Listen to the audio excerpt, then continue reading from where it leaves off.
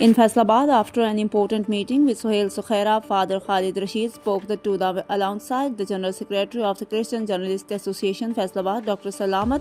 He described the meeting as highly positive and encouraging. Father Khalid Rasheed said that it was a matter of great satisfaction that all pastors, fathers, and church leaders of Faisalabad were invited to this joint session, which is expected to bring meaningful result.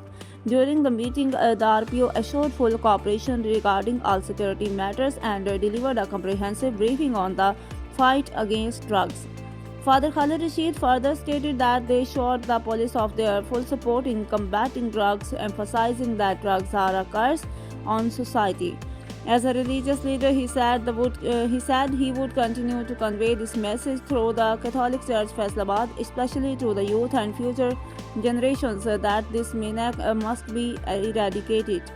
The meeting is being regarded as an important step towards strengthening religious harmony, community cooperation, and overall security arrangements in the city.